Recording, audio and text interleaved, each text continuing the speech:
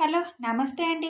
నేను మీ లక్ష్మీ చౌదరిని. Welcome to misty Madhurimalu Telugu audio stories. Hridayadatri part 77తో మీ ముందుకి వచ్చేసాను. కథలోకి వెళ్లే ముందు ఎప్పట్లాగే రిక్వెస్ట్ లైక్స్ హైప్స్ ఇచ్చేయండి.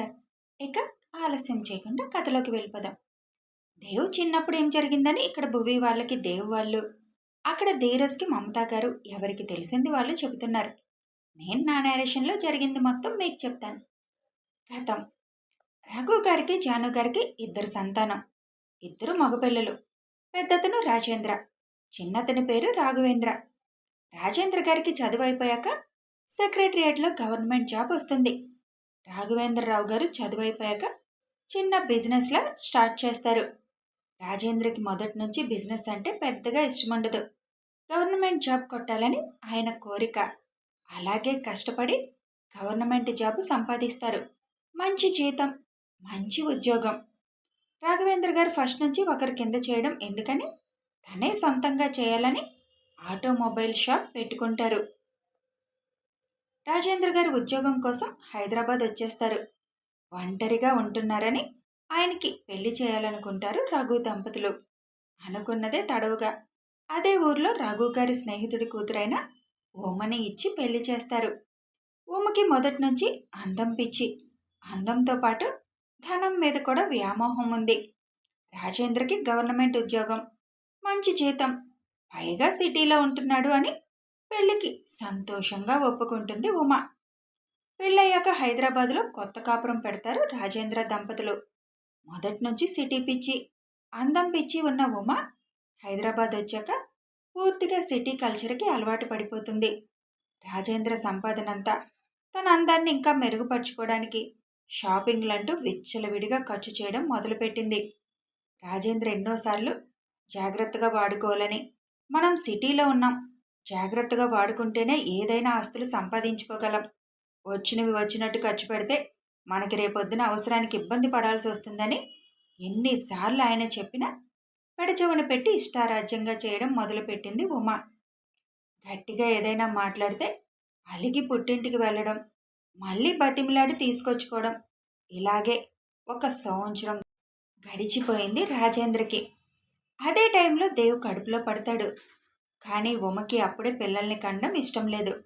తనకి ఎంతసేపు తన అందం పాడవుతున్న బాధ తప్ప వేరే ఆలోచన లేదు. ఉమ తల్లి కాబోతుందని తెలిసి రాజేంద్ర చాలా ఆనందంగా ఇంటికొస్తాడు. ఉమా ఉమా అంటూ చాలా ఆనందంగా ఉమని ఎత్తుకొని, ఇంత మంచి వార్త చెప్పావు, నీకేం కావాలో అడుగు అని అడుగుతారు రాజేంద్ర. నేను అబార్షన్ చేయించుకోవాలనుకుంటున్నాను రాజేంద్ర అంటుంది ఉమ. ఏం మాట్లాడుతున్నావు? అబార్షన్ చేయించుకోవడం ఏంటి?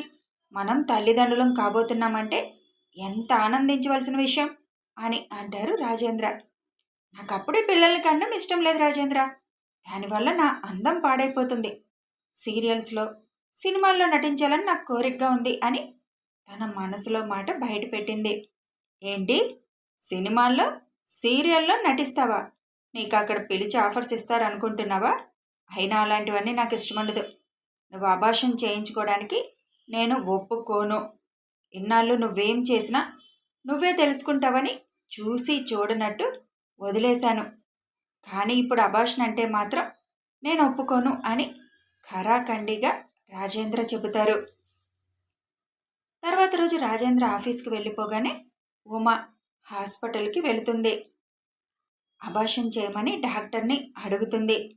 అబార్షన్ ఎందుకు అని డాక్టర్ అడగగానే ఏడుస్తూ, నా భర్త మంచివారు కాదని, నన్ను వదిలించుకోవాలని చూస్తున్నాడు అని, ఈ టైంలో నేను బిడ్డను కంటే ఆ బిడ్డ నాకు బరువు అవుతాడని దొంగ ఏడుపు ఏడుస్తుంది ఉమ. ఎందుకో వయసు రీత్యా పెద్దవారైన డాక్టర్కి అది నమ్మశక్యం కాక, ఒకసారి నీ భర్తను తీసుకురామ్మా, నేను మాట్లాడతాను అంటారు.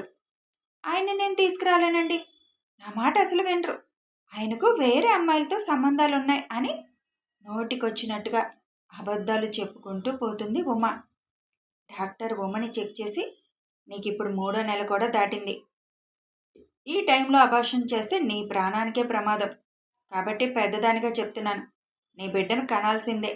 ఇక్కడ కాదని నువ్వు ఎక్కడికి వెళ్ళినా డబ్బు కోసం ఎవరైనా చేస్తారేమో, కానీ ఆ తర్వాత నీ ప్రాణాలకు మాత్రం నేను గ్యారెంటీ ఇవ్వలేను. ఇక నీ ఇష్టం అని చెబుతారు డాక్టర్. ఆవిడకి ఎందుకో ఉమా ప్రవర్తన అనుమానంగానే ఉంది. ఉమ చెప్పే మాటలు ఏవి నమ్మాలని అనిపించలేదు ఆవిడికి.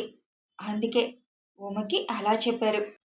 డాక్టర్ చెప్పిన మాట విని చిరాగ్గా ఇంటికొస్తుంది. ఇంకొక 5 నెలలు భరించి కనేసి ముసలోళ్ళకి ఇచ్చేస్తే వాళ్ళే పెంచుకుంటారు. అనవసరంగా నా ప్రాణాలకి ఎందుకు రిస్క్ తెచ్చుకోవడమని ఉమ నిర్ణయం తీసుకొని అబార్షన్ ఆలోచన విరమించుకుంది. కానీ బిడ్డంటే ఇష్టంగా ఉమ ప్రవర్తించలేదు. ఉమ తల్లి కాబోతుందని తెలిసి అటు ఉమ తల్లిదండ్రులు, రాజేంద్ర తల్లిదండ్రులు అందరూ రాజేంద్ర ఇంటికి వస్తారు. వాళ్ళందరినీ చూసి మరింతగా చిరాకు పడిపోతుంది ఉమ. కూతురు గురించి ముందు నుంచి తెలిసిన ఉమ తల్లిదండ్రులు ఉమని మందలిస్తూనే వచ్చారు. ఇప్పుడు ఉమా ప్రవర్తన చూసి ఎందుకో వాళ్ళకి పూర్తిగా అనుమానం వచ్చింది. ఇంట్లో పెద్దవాళ్ళు ఉన్నారని కూడా లేకుండా తనకు నచ్చినట్టుగా అప్పటికే తను ఏర్పరచుకున్న ఒక మహిళా మండలి అనే గ్రూపును వేసుకొని షికార్లు తిరగడం మొదలుపెట్టింది. అది చూసిన ఉమా తల్లిదండ్రులు ఒకరోజు ఉమని బాగా మందలిస్తారు. ఉమా వాళ్ళని తల్లిదండ్రులని కూడా చూడకుండా నోటికొచ్చినట్టు మాట్లాడుతుంది. దానితో వాళ్ళు అక్కడి నుంచి వెళ్ళిపోతారు. ఇదంతా చూసిన రఘు, జాను గారు ఏం మాట్లాడలేక వాళ్ళు కూడా వెళ్ళిపోతారు. వాళ్ళు వెళ్ళిన రోజున రాజేంద్రకి ఉమకి చాలా పెద్ద యుద్ధమే జరుగుతుంది. ఎందుకుమా ఇలా ప్రవర్తిస్తున్నావు? నీకేం తక్కువైందని? కనీసం మీ తల్లిదండ్రులకు కూడా నువ్వు విలువ ఇవ్వవా? ఇలా అయితే ఎలా అని రాజేంద్ర అసహనంగా అడుగుతాడు. చూడండి రాజేంద్ర, నేను నాకు నచ్చినట్టే ఉంటాను. నన్ను బంధించాలని చూస్తే నాకు అస్సలు నచ్చదు. నీతులు చెప్పాలని చూస్తే అది తల్లిదండ్రులైనా సరే నాకు నచ్చదు అని చెప్పేసి బయటికి వెళ్ళిపోతుంది. అలాగే రోజులు గడిచి ఉమ్మకి నెలలు నిండుతాయి. సీమంతం చేస్తానని అన్న నాకొద్దని గొడవ చేస్తుంది. దానితో సీమంతం చేయడం కూడా విరమించుకుంటారు. కనీసం పుట్టింటికి రమ్మని అడిగినా సిటీ వదిలి వెళ్ళడానికి ఇష్టపడలేదు ఉమ. రాజేంద్ర సెలవు పెట్టుకొని ఏ క్షణం ఏం అవసరం వస్తుందో ఉమ కోసం ఇంక ఇంట్లో ఉండిపోయారు. ఒకరోజు అర్ధరాత్రి ఉమకి నొప్పులు స్టార్ట్ అవగానే హాస్పిటల్కి తీసుకువెళ్తారు. అక్కడ పండంటి మగబిడ్డ జన్మిస్తాడు. వీడి వల్లే ఇన్ని రోజులు నేను ఇంటికి పరిమితం అవ్వాల్సి వచ్చిందని కనీసం పుట్టిన బిడ్డని చూడడానికి కూడా ఇష్టపడలేదు ఉమ. ఆ క్షణం అందరికీ ఉమ మీద చాలా కోపం వచ్చింది. పుట్టిన దగ్గర నుంచి కనీసం తల్లిపాలు ఒకసారి కూడా రుచి చూడకుండానే బిడ్డ పోతపాలుకి అలవాటు పడ్డాడు. రాజేంద్ర ఎన్నిసార్లు చెప్పినా బిడ్డ విషయంలో కూడా ఉమలో మార్పు రాలేదు. ఇక విసిగిపోయారు రాజేంద్ర. తనకింక చెప్పడం కూడా వేస్ట్ అని వదిలేశారు. బిడ్డని చూసుకోవడానికి ఒక పనమ్మాయిని పెట్టారు. 21వ రోజు బారసాల ఫంక్షన్ చేసి దేవాంష్ అని నామకరణం చేశారు బాబుకి. నెల రోజులు అతి కష్టం మీద ఇంట్లో ఉన్న ఉమ ఇక ఆ తర్వాత ఇంట్లో ఉండడానికి ఇష్టపడలేదు. పొద్దున్నే లేస్తే తనలాంటి ఒక 10 మందిని కలిపి సినిమాలకి, అప్పుడప్పుడే మొదలవుతున్న క్లబ్ కల్చర్కి అలవాటు పడి క్లబ్బులకని వెళ్ళిపోయేది. ఇక తనకి చెప్పిన వేస్ట్ అని దేవుని రాజేంద్ర గారే చూసుకోవడం మొదలుపెట్టారు. ఒకనొక టైంలో విసుగు వచ్చి ఉమకి విడాకులు ఇవ్వాలని కూడా ప్రయత్నించారు రాజేంద్ర గారు. కానీ అక్కడ కూడా రాజేంద్ర గారి మీద తిరిగి నిందలు వేసింది. దానితో కోర్టు రాజేంద్రని మందలించి విడాకులు క్యాన్సిల్ చేశారు. ఇంటికి వచ్చిన రాజేంద్ర, ఎందుకుమా ఇలా చేస్తున్నావు? నీకు భర్త అక్కర్లేదు, బిడ్డ అక్కర్లేదు. మరి అలాంటప్పుడు విడాకులు ఇస్తున్నా ఎందుకు తిరిగి మళ్ళీ నా మీద నిందలు వేసి విడాకులు క్యాన్సిల్ చేయించావు? విడాకులు ఇస్తే నీకు నచ్చినట్టు నువ్వు బతకొచ్చు కదా, ఇక్కడ బందీగా ఉండాల్సిన అవసరం లేదు కదా అని అడుగుతారు. విడాకులు తీసుకుంటే నాకు డబ్బులు ఎక్కడి నుంచి వస్తాయి? ఇక్కడి నుంచి వెళ్ళిపోవాలి. ఎక్కడ ఉండాలి వెళ్ళిపోయి? అందుకే విడాకులు వద్దన్నాను. అంతే తప్ప వేరే ఉద్దేశం నాకేం లేదు. లోకంలో నేను ఒక్కదాన్నే బయట తిరుగుతున్నట్లు, ఎవరూ తిరగట్లేనట్టు అంటావేంటి? ఎప్పుడు చూసినా నేను వంటగదిలో పని మనిషిలా పడి ఉండాలని నీ ఉద్దేశం కదా అని అడుగుతుంది ఉమ. దేనికైనా లిమిట్ ఉంటుందమ్మా. బయటికి వెళ్ళొద్దని, సరదాగా ఉండొద్దని ఎవరు అనరు. కనీసం పుట్టిన బిడ్డ మొహం కూడా ఇంతవరకు నువ్వు సరిగ్గా చూడలేదు. దాన్నేమంటారు? ఇలాంటి వాళ్ళు నాకు అవసరం లేదు. మర్యాదగా విడాకులకి ఒప్పుకో అని అంటారు రాజేంద్ర గారు. విడాకులంటే నేను ఆత్మహత్య చేసుకొని నా చావుకి నువ్వే కారణమని రాసి పెట్టి చేస్తాను. అప్పుడు జీవితాంతం నువ్వు జైల్లో ఉండాల్సి వస్తుంది. గుర్తు పెట్టుకో అని బయటికి వెళ్ళిపోతుంది ఉమ. రాజేంద్ర తల పట్టుకొని అక్కడే కూర్చుండిపోతాడు. ఇంకా ఈ గొడవలు పడలేక రాజేంద్ర అప్పటినుంచి సైలెంట్ అయిపోతారు. కనీసం ఒంటి మీద దెబ్బ వేసి భయం చెబుదామన్నా దాన్ని కూడా రాజేంద్ర మీదే తోయడం మొదలుపెట్టింది ఉమ. చెయ్యెత్తితేనే కొట్టారని పోలీస్ కేసు పెడతానని బెదిరించడం మొదలుపెట్టేది ఉమ. పరువు కోసం రాజేంద్ర సైలెంట్గా ఉండిపోయారు. సమయం ఎవరి కోసం ఆగదు కదా. అలాగే 2 ఏళ్ళు గడిచిపోతాయి. అదే టైంలో రాఘవేంద్ర పెళ్లి కూడా జరిగిపోతుంది. రాఘవేంద్ర వాళ్ళు కూడా హైదరాబాద్ వచ్చి కొత్త వ్యాపారాన్ని మొదలు పెడతారు. అప్పటి నుంచి ఉమాకి ఇంకో పిచ్చి పట్టుకుంది. రాజేంద్రని ఉద్యోగం మానేసి వ్యాపారం చేయమని సాధించడం మొదలుపెట్టింది. నాకు వ్యాపారం ఇష్టం లేదు, పైగా పెట్టుబడి పెట్టడానికి నా దగ్గర డబ్బులు కూడా లేవు. నా బిడ్డను పోషించుకోవడానికి నాకు ఈ ఉద్యోగం చాలు అని ఖరాఖండిగా చెప్పేస్తారు రాజేంద్ర.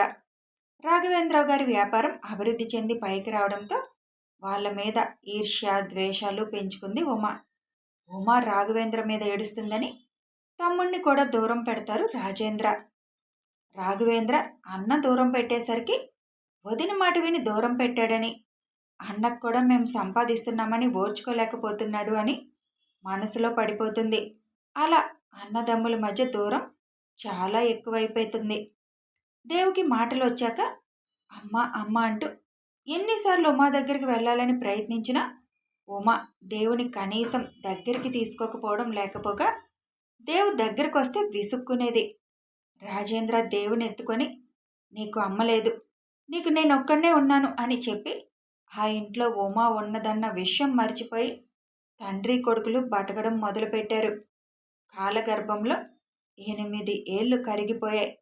ఈ 8 ఏళ్లలో దేవ్ స్కూల్లో తన తోటి పిల్లల తల్లుల్ని చూసి తన చిన్ని మనసు తన తల్లి ప్రేమ కోసం తప్పించిన రోజులు ఎన్నో ఉన్నాయి.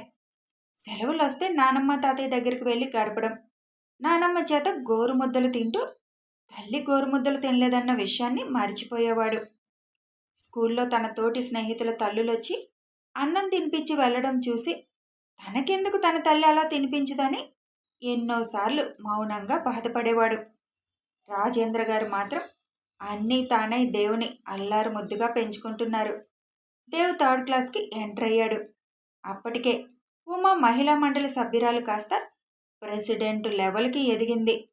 ప్రెసిడెంట్ హోదాలో తమ క్లబ్లో జరిగే ఫంక్షన్కి బిజినెస్ మ్యాన్ మోహన్ని ఇన్వైట్ చేయడానికి అతను ఆఫీస్కి వెళ్ళింది. ఆ కంపెనీని చూసి ఉమకి కళ్ళు మెరిశాయి. అక్కడ రిసెప్షన్ అడిగి మోహన్ని కలవడానికి వెళ్ళి డోర్ నాక్ చేస్తుంది. కమిన్ అన్న వాయిస్ విని లోపలికి వెళుతుంది ఉమ. లోపలికి వెళ్ళిన ఉమ ఆ ఆఫీస్ రూమ్, అక్కడ సీట్లో కూర్చున్న మోహన్ని చూసి ఇలాంటి వాడితో ఉంటే లైఫ్లో తిరుగుండదు అని మనసులో అనుకొని మోహన్ ముందుకి వస్తుంది. మోహన్కి విషయం చెప్పి అతిథిగా ఇన్వైట్ చేస్తుంది. ఆడవాళ్లతో లింకులున్న మోహన్కి ఉమ కట్టు బొట్టు చూసి ఉమ మీద కోరిక పుడుతుంది. కానీ మహిళా మండలి సభ్యురాలు అవడంతో ఏదైనా తేడా వస్తే ఏకేస్తారని మనసులో మాట బయట పెట్టకుండా డిగ్నిటీగా ప్రవర్తిస్తాడు మోహన్. కానీ ఉమ మాత్రం మోహన్ని చూసిన క్షణం నుంచి ఎలా అయినా ఇతన్ని తన వశం చేసుకోవాలని బలంగా అనుకుంటుంది. అందుకు ప్రధాన మార్గమైన తన అందాన్ని ఎరవేయడానికి కూడా రెడీ అయ్యింది ఉమ. ఇన్విటేషన్ కార్డు ఇస్తూ మోహన్కి అతి చేరువకి వచ్చి కావాలని టచ్ అవుతూ మాట్లాడుతుంది. ఉమతో పాటు ఇంకొకరు రావడంతో అంతకంటే ఎక్కువ చొరవ తీసుకోకుండా ఇన్వైట్ చేసి అక్కడి నుంచి ఉమ వెళ్ళిపోతుంది. వెళ్ళిందనే కానీ ఉమ ఆలోచన అంతా మోహన్ చుట్టూనే తిరుగుతుంది. మోహన్కి కూడా ఉమ అందం మీద కన్ను పడుతుంది. ఉమ సైలెంట్గా ఉండకుండా మోహన్ గురించి ఎంక్వైరీ చేయడం మొదలు పెడుతుంది. ఎలా అయినా మోహన్ని పట్టాలని నిర్ణయానికి వచ్చింది. క్లబ్ ఫంక్షన్ రోజు రానే వచ్చింది. అప్పటికే మోహన్ గురించి మొత్తం తెలుసుకుంటుంది ఉమ. మోహన్కి ఆడవాళ్ల పిచ్చి ఉందని తెలుసుకున్న తను ఈజీగా మోహన్ని వల్లో వేసుకోవడానికి ప్లాన్ మొదలుపెట్టింది. కథ కొనసాగుతుంది. నేను ఈ స్టోరీ రాసినప్పుడు కన్నా ఈ మధ్య వార్తల్లో ఇలాంటి ఆడవాళ్ళ గురించి ఎక్కువగా న్యూస్ వస్తుంది కదా. మరి ఉమా మోహన్ కలిసి రాజేంద్ర ఆత్మహత్య చేసుకునేలా ఏం చేశారో తెలియాలి అంటే రేపటి వరకు వేచి ఉండండి. వీడియో నచ్చితే ఒక లైక్ చేయండి, షేర్ చేయండి, కామెంట్ రూపంలో మీ అభిప్రాయాలు తెలియజేయండి. Thanks for watching.